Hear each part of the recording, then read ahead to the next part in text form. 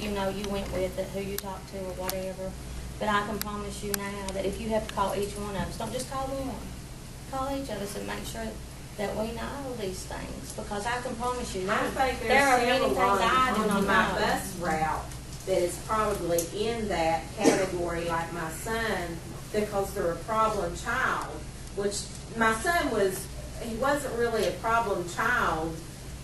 He dressed like some of the other kids that, you know, got picked on and everything, you know, his pants bagged down and stuff. But that's because he wanted to feel comfortable and everything, and that was more like middle school and high school, and they picked at him instead of helping him. And I would go to these people all the time and ask them, you know, well, you know, they've been telling me he has this learning disability since he was in grade school.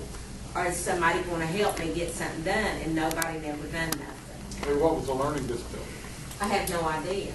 Okay, what did he do? I mean, what was his problem as far as reading? I mean, did he They read? said he was slow, and he had trouble in elementary school turning his letters backwards and everything. And the one teacher he had at the time sent him to the eye doctor, and they said something to do with his eyes. Well, they'd done him through this test. Well, that never helped. It never improved it, and it wasn't nothing to do with his eyes.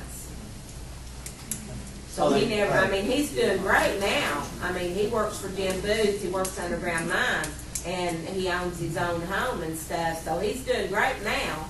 But, you know, my concern is, since I do drive a school bus for these children, and I get attached to them, you know, they're my kids when I'm hauling them. And, you know, they say I have one of the rough buses because some of my kids are in a lot of trouble home. And some of the parents and grandparents that's raising them probably ain't going to check in to see if these kids are getting the help and everything. And that concerns me because I do get attached to these kids. And are they going to slip through the cracks? You got to be persistent. And as far as being a teacher, which I think I've helped over the years a lot of kids, but then there's some kids that another teacher can do a better job of helping than I can. And you just, you know, it's just something you got to. A lot of times you just play it by ear.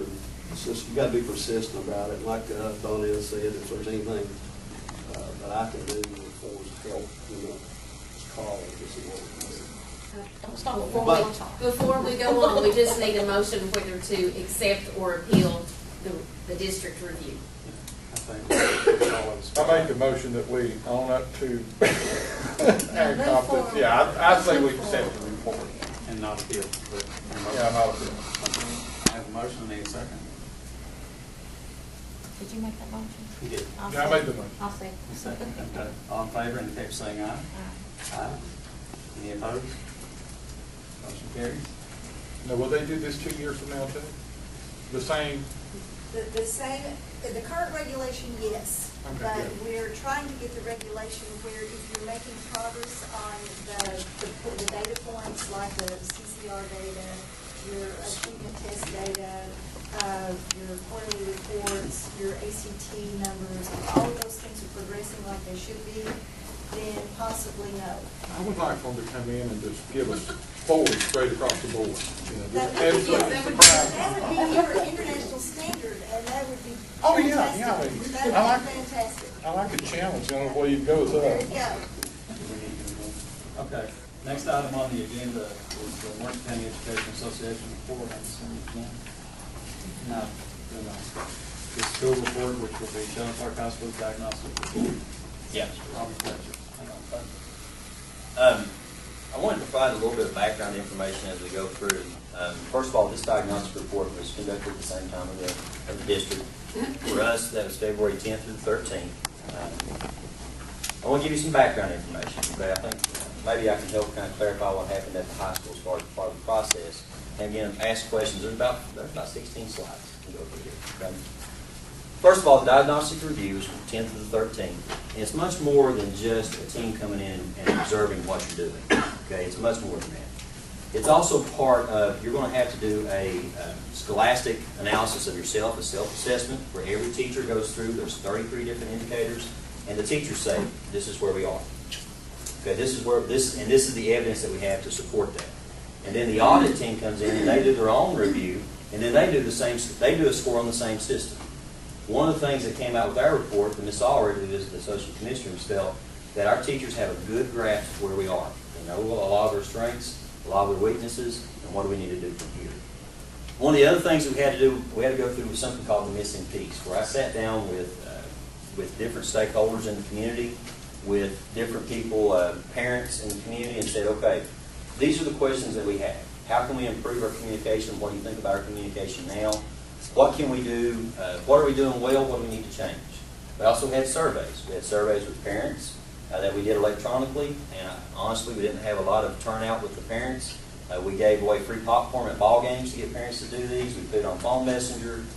We sent those things out, and we did have a decent number, but we'd like to have more parent input on that. We also had surveys of students. We also had surveys of the staff at the high school. And then they came in and said, this is what everybody's saying about your school. The next thing is the CSIP.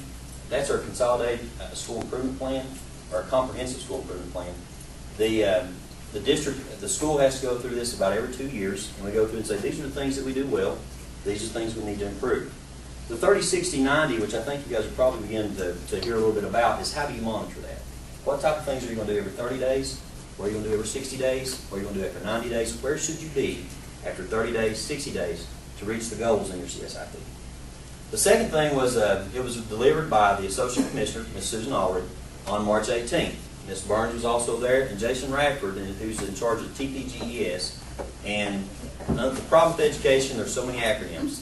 Teacher, Professional, Growth, and Effectiveness System. So that's what it's about, and he was there to help to deliver it also. The assessment was a joint effort of KDE and Advance Ed.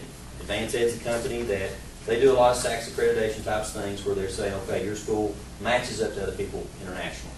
Okay? There was, as far as some background there, we, at the high school, we were named 2 years ago, actually 3 years ago, as a PLA school, persistent low achieving. We were put on a watch list probably about 4 years ago, and we didn't have enough increase to come off that. So at that point, they said, you are a PLA school, what are you going to do to change that? We've gone through 2 audit assessment processes, and I'm the only principal who still has a job of those 12. The site-based council and I are the only site-based council and principal that's still in place after the 2 audits. So that's something I'd like, and that's really attributed to my teachers. Because the teachers could have said, hey, we don't like Mr. Fletcher. These are things he's not doing well. We can blow this off. But they, just like Mr. Ball said, they were there. They took this personally as far as what do we need to do also. So I was really proud of my staff. They did a great job. And don't get me wrong, there's some things that we need to improve. You're going to see that as we go forward. Also supplied the link. It is a 56-page document. Okay, remember that. It's a 56-page document, so you're going to get some of the highlights here. Just like Ms. Kirk said, it's based on 5 different standards. The 5 standards are purpose and direction, governance and leadership.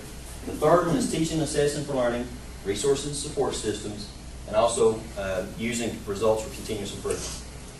Our scores on those were 2.3 in Standard 1, 2.2 in Standard 2, 2.0 in Standard 3, 2.4 in Standard 4, and 2.4 in Standard 5. So just to review, 3, 2, 0, 4, 4. 2.3, 2.2, 2.0, 2.4, 2.4.